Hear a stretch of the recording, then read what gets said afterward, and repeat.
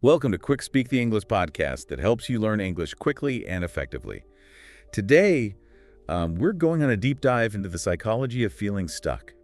Okay, We'll explore why we feel this way and what we can do to move forward. sounds good. So, before we talk about solutions, Yeah. I think it's important to understand the reasons why we get stuck in the first place. Right. What are some of the underlying psychological factors at play? Well, one factor is toxic shame. Toxic shame. Yeah, this is different from healthy shame, Okay. which helps us learn from mistakes. Uh-huh. Toxic shame is a deeply held belief that we are fundamentally flawed or unworthy. It can stem from difficult experiences like childhood trauma Yeah. or constant criticism. Okay, so it's like an inner voice telling us we're not good enough no matter what we do. Yes, and it can have a significant impact on our lives, Wow. leading to problems like perfectionism, low self-esteem, Mhm. and difficulty setting boundaries. That makes sense. It's hard to move forward when you're constantly battling those negative beliefs about yourself. Right. Are there other psychological factors that contribute to feeling stuck? Absolutely. Another factor is cognitive distortions. Cognitive distortions. Yes. These are irrational thought patterns that we believe are true, Okay. even though they're not. Can you give us some examples of these distortions and how they might hold us back? Certainly. One common cognitive distortion is all or nothing thinking. All or nothing thinking. This is where you see things in black and white terms. Okay. For example, if you don't get a perfect score on a test, Yeah. you might feel like a complete failure. Oh, I've definitely experienced that kind of thinking. It can be very discouraging. Can. What are some other distortions? Another common one is catastrophizing, Catastrophizing. where you imagine the worst possible outcome in any situation. For instance, if you make a small mistake at work, you might convince yourself you're going to be fired. These distortions sound like they could create a lot of unnecessary anxiety and fear. They certainly can. These negative thought patterns can trap us in a cycle of negativity, Yeah. making it difficult to see possibilities and take action. So we have toxic shame and cognitive distortions working against us. Right. What else might be holding us back? Fear of change is another big factor. Change.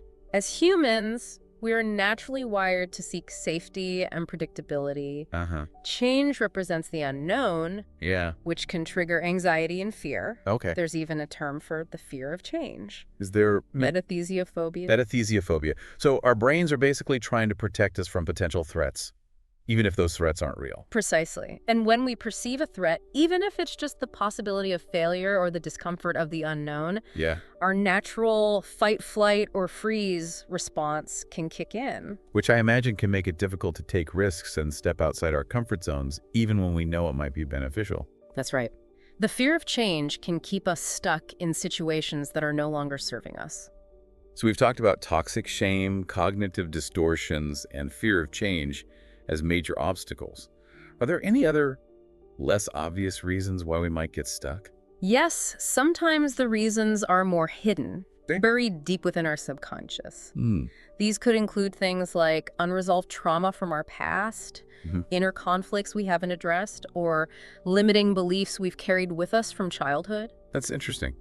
Could you elaborate on how those things might contribute to feeling stuck? Certainly. Let's start with unresolved trauma. Right. When we experience something traumatic, Yeah. our brains often try to protect us by pushing those memories and emotions down. Okay. However, those unresolved issues don't simply disappear. Right. They can resurface in unexpected ways, influencing our behaviors and decisions without us even realizing it. So we might be making choices based on past trauma without being consciously aware of it. Exactly. It can be like driving with the emergency brake on. You might be trying to move forward, but something is holding you back. And what about inner conflicts? How might those play a role? Inner conflicts arise when we have conflicting desires, beliefs, or values. No. For example, you might desperately want to pursue a particular career path, but also have a deep-seated fear of failure, or perhaps you crave close relationships, but also have a strong need for independence. So those internal battles can create a sense of paralysis, making it difficult to make a decision and move in any direction. That's a good way to put it. It's like being pulled in opposite directions, resulting in a sense of being stuck. And lastly, you mentioned limiting beliefs from childhood. Can you explain how those might affect us? Of course. Our early childhood experiences play a significant role in shaping our beliefs about ourselves and the world around us. If we were repeatedly told that we weren't good enough, smart enough, or talented enough, those messages can become ingrained in our subconscious, Right. leading us to doubt our abilities and hold ourselves back. So these limiting beliefs act as a kind of invisible barrier, preventing us from reaching our full potential. Precisely. We might unconsciously sabotage our own efforts or avoid taking risks because we've internalized these negative beliefs about ourselves. This is all starting to paint a very complex picture of why we get stuck. It's not just one thing. Right. It's often a combination of factors, both conscious and unconscious, working together to keep us from moving forward. You've summed it up perfectly. Understanding the interplay of these factors is crucial for breaking free from that feeling of stagnation. We've covered a lot of ground in this first part, but we're not done yet, are we? Not quite. In our last segment, we talked about some of the reasons why people feel stuck. Right. So now let's shift gears a bit and talk about what we can do to start moving forward. Okay. Sounds good. Before we move on to practical strategies for getting unstuck, let's explore the concept of neuroplasticity. Neuroplasticity. Yeah. I'm curious to learn more about I've heard the term before, but I'm not entirely sure what it means. Sure. So neuroplasticity refers to the brain's remarkable ability to change and adapt throughout our lives. Wow, that's amazing. It means that our brains are not fixed or set in stone. They can actually rewire themselves based on our experiences and actions. So even if we develop negative thought patterns or limiting beliefs, we have the power to change those patterns. Exactly. The more we engage in new ways of thinking and behaving, the stronger those new neural pathways become. Think of it like creating a new path in a forest. Okay. At first, it's difficult to walk through, but the more you travel that path, the clearer and easier it becomes. That's a great analogy. Right. So how can we apply this concept of neuroplasticity to overcome the obstacles we've been discussing? One powerful technique is cognitive restructuring, Cognitive restructuring. which we touched upon earlier. It Mhm. involves identifying and challenging those negative thought patterns we've internalized. Can you give us a concrete example of how this might work? Certainly. Let's say you're facing a challenging situation at work, and you have the thought, I'm not capable of handling this. I'm going to fail. Yeah, I can see that happening. The first step is to become aware of that thought and recognize it as a cognitive distortion. So instead of just accepting that thought as truth, Right. we take a step back and examine it. Precisely. Ask yourself, is this thought based on facts or feelings? What evidence do I have to support this thought? Okay. Could I be misinterpreting the situation? So it's about challenging those automatic negative thoughts and Hmm. looking at the situation more objectively. That's right. And once you've challenged the negative thought, the next step is to replace it with a more balanced and empowering thought. Okay. For example, you might replace, I'm not capable of handling this Right. with, this is a challenging situation, but I have the skills and resources to navigate it. I've overcome difficult situations before, and I can do it again. That sounds like a more helpful and constructive way to approach the situation. It shifts the focus from fear and self-doubt to problem solving and resilience. Exactly. And the more you practice this process of identifying, challenging, and reframing negative thoughts, the easier it becomes. Your brain starts to create new neural pathways that support more positive and empowering beliefs. This is all starting to sound very promising. It's encouraging to know that we have the power to literally rewire our brains for success. We do. And there are other strategies we can use to enhance neuroplasticity. Oh, really? One is mindfulness meditation, which has been shown to increase gray matter in the brain, Okay. particularly in areas associated with self-awareness, emotional regulation, and decision-making. So taking a few minutes each day to quiet our minds and focus on our breath can actually change the structure of our brains. That's the current understanding based on a growing body of research. Wow. Mindfulness helps us to become more aware of our thoughts and feelings without judgment, allowing us to create space between ourselves and those thoughts, Okay. which can be very helpful in challenging negative patterns. In addition to cognitive restructuring and mindfulness, what are some other practical techniques we can use to get unstuck? One powerful approach is to cultivate a growth mindset, A growth mindset. which involves believing in your ability to learn and grow no matter what challenges you face. That sounds simple enough in theory, but how do we actually shift our mindset from fixed to growth? It takes conscious effort and practice. One way to develop a growth mindset is to embrace challenges instead of avoiding them. View challenges as opportunities to learn and stretch yourself. So instead of giving up when things get tough, Yeah. we should view those difficulties as stepping stones to growth. Precisely. And instead of seeing setbacks as failures, Okay. reframe them as valuable learning experiences. Ask yourself, what can I learn from this? How can I do things differently next time? That's a much more empowering perspective. Right. Instead of beating ourselves up for mistakes, we view them as opportunities for improvement. Exactly. And another important aspect of a growth mindset is to focus on effort over innate talent. What do you mean by that? Sometimes people get stuck because they believe that success is all about natural ability. They think, I'm either good at something or I'm not, and there's nothing I can do to change that. I think that's a pretty common belief. People assume you're either born with a talent or you're not. That's right. But the truth is, hard work and dedication can often trump natural talent. When you focus on effort, you're empowering yourself. You're saying, I can control this. I can get better through practice and hard work. That's a much more motivating perspective than believing it's all about genetics or luck. Absolutely. And by adopting a growth mindset, you open yourself up to new possibilities and develop the resilience to overcome setbacks. So far, we've been focusing on mental strategies for getting unstuck. But what about our physical well-being? Does that play a role in our ability to move forward? It absolutely does. You can't expect your brain to function optimally if you're not taking care of your physical health. Okay. Remember, our minds and bodies are interconnected. So what are some key self-care practices that can support our mental and emotional well-being? It all comes down to the basics. Getting enough sleep, Okay. eating a healthy diet, and exercising regularly. Right. These things might seem simple, but they have a profound impact on our brain chemistry and overall well-being. Can you explain how those basic practices affect our mental state? Certainly. Let's start with sleep.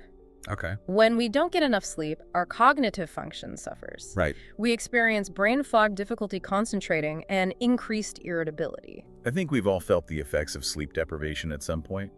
It can make it hard to function effectively. Exactly. Sleep is essential for our brains to rest and recharge, allowing us to process information and make sound decisions. Okay. And then there's diet. Our Yeah. brains require a steady supply of nutrients to function properly. So we need to fuel our brains with healthy foods, just like we fuel our cars with the right kind of gas. That's a great analogy. And lastly, there's exercise.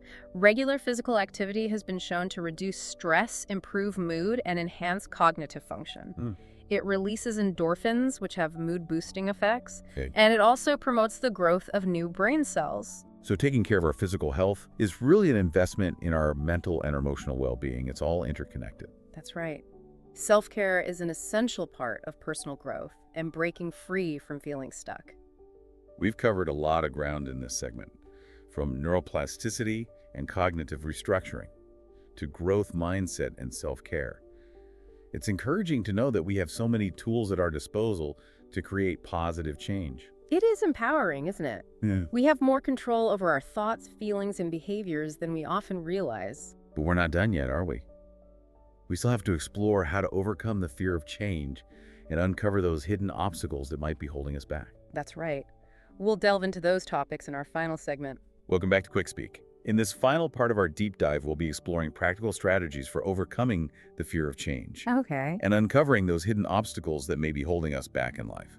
These are important aspects of personal growth that often get overlooked. While we may intellectually understand the need for change, Right. our emotions can sometimes hold us captive. I think that's a common experience. Right. We may know what we need to do, Right. but actually taking those steps can feel overwhelming and even terrifying. It's true. Change can feel risky, especially when it involves stepping outside of our comfort zones and facing the unknown. So how can we overcome this fear and become more comfortable with embracing change?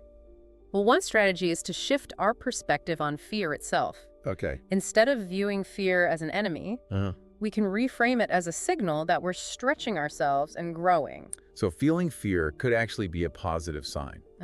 It means we're pushing our boundaries and moving in the right direction. Exactly.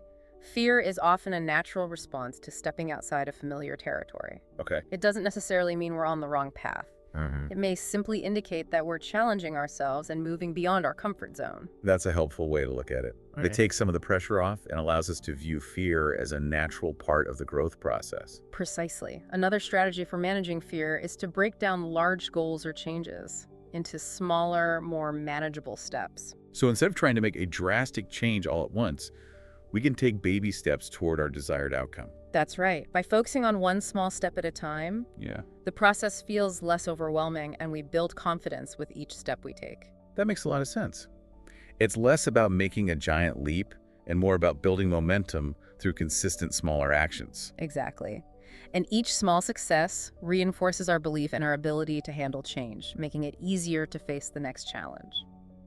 We've talked about reframing fear and breaking down goals into smaller steps. Are there any other strategies that can help us overcome fear of change? Visualization can be a powerful tool. Visualization. By vividly imagining ourselves successfully navigating the change we desire, Mhm. we can reduce anxiety and build our confidence. So we're essentially creating a mental rehearsal for the change, training our minds and bodies to feel more comfortable with the new situation. Precisely. The more we engage in this mental rehearsal, the more familiar and less threatening the change becomes. I like that. It's a proactive way to prepare ourselves mentally and emotionally for what lies ahead. It is. And remember, you don't have to wait until you feel completely fearless to take action. Okay. Courage is not the absence of fear. It's taking action despite the fear. That's an important distinction. It's about acknowledging the fear, but choosing to move forward anyway. Exactly. And as you take those steps, you'll likely find that the fear diminishes as your confidence and competence grow. So far, we've focused on overcoming fear of change. Right? But what about uncovering those hidden obstacles we talked about earlier? The ones that may be lurking beneath the surface, influencing our choices without our conscious awareness.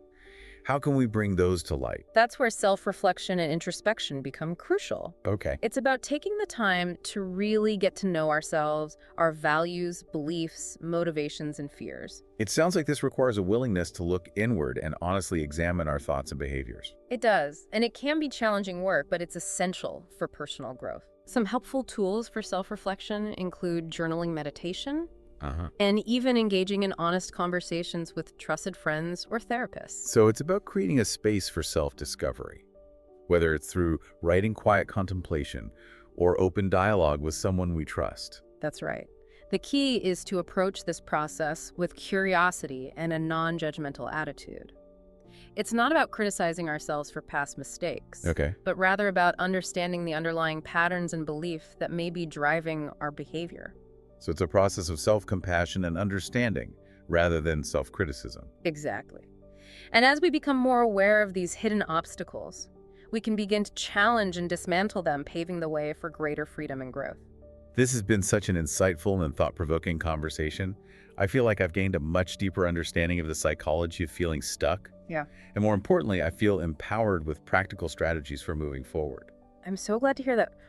Remember, personal growth is a journey, not a destination. Right. It's about continuously learning, adapting, and evolving. And that's our deep dive into escaping stagnation and rewiring our brains for success. We hope you found this episode helpful. If you'd like to practice some of the vocabulary and techniques we discussed, be sure to visit our website for more learning materials. You'll find the link in the description below. Don't forget to subscribe to QuickSpeak for more tips on mastering the English language. Thanks for listening.